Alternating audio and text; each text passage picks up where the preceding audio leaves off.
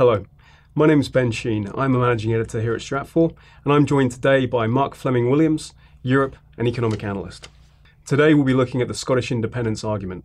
So Mark, with the referendum on Scottish independence rapidly approaching, for the first time the polls are largely neck and neck when it comes to the yes or the no vote.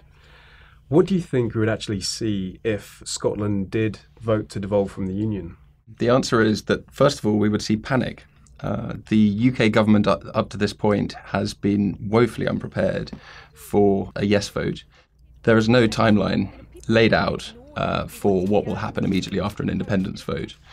The SNP has stated that they would be expecting an Independence Day in March 2016, but with such knotty negotiations required, it would be very unlikely that this could suit the UK government. So what we'd expect to see perhaps is a process of negotiations immediately afterwards, where both Edinburgh and Westminster would discuss the various options open to them. Absolutely, and there would be a whole lot for them to discuss.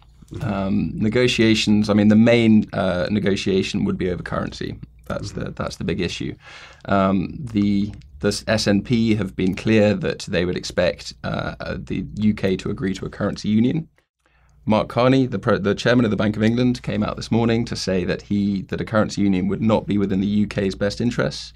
And this follows up to the three leaders of the UK, the biggest UK parties earlier this year, all agreeing that they wouldn't support a currency union. So the Scots are slightly gambling on the idea that they're bluffing. Meanwhile, Alex Salmond, the leader of the Scottish National Party, has suggested that if the UK isn't willing to enter a currency union, then perhaps Scotland doesn't need to take up its part of the national debt. And that's problematic in this case, isn't it? Because the debt is heavily linked to future assets. Well, absolutely. If Scotland would be unwilling to take on debt, then perhaps they lose the right to the national assets, which in this case, the major one being North Sea oil. So what are the implications then? Because Edinburgh's put a lot of emphasis on the tax revenue they can gain from oil and gas exploitation from the North Sea fields. Is that realistic for Scotland? There is a huge unknown going on currently about exactly how much oil there is, not to mention questions over delineation, if we just draw the equidistant line between Scotland and the UK, and there are various other legal terms which are currently under dispute. So there's a lot of uncertainty around exactly how much money will come from the oil.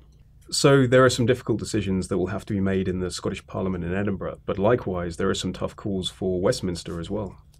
Absolutely. The repercussions of this in UK politics will be absolutely seismic. If there were to be a yes vote, then initial calls are to suggest that David Cameron would lose his job, the British Prime Minister. The likelihood also would be that Ed Miliband would be forced to resign, as he was the leader of the Labour Party, which has spearheaded the No campaign. So the two key figures in UK politics would lose their jobs. Added to this, Scotland, the Labour Party in Scotland holds 41 seats compared to a minimal showing from the Tory party. The joke is that there are more pandas in Scotland than Tory MPs. And so as a result, there could be a change in the political calculus and the political balance going forwards, which would make it very hard for Labour to ever win a majority again or in the foreseeable future. And most Scottish politicians are pro-Europe as well, aren't they?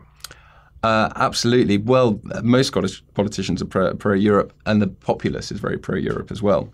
And that's interesting because it means that with a large chunk of pro-European voters leaving the Union, the 2017 EU referendum, which has been suggested by David Cameron, would be much more likely to vote yes to an outvote in itself. So secessionism would become catching.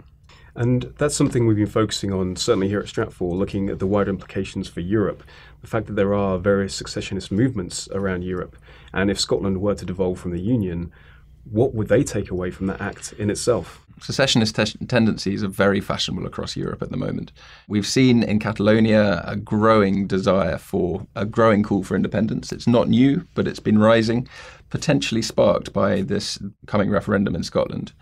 But there are no end of other secessionist tinderboxes which are ready to ignite across Europe.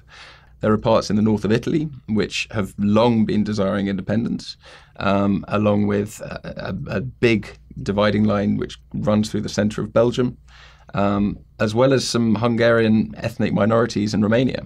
So it's quite possible that the precedent set by Scotland could lead to a huge increase in the protests and an increase in these secessionist movements across Europe. Unfortunately, that's all we've got time for today, but thank you very much for sharing your insight with us, Mark. Stratfor will be tracking the Scottish independence referendum on the 18th and beyond. Thank you for joining us today.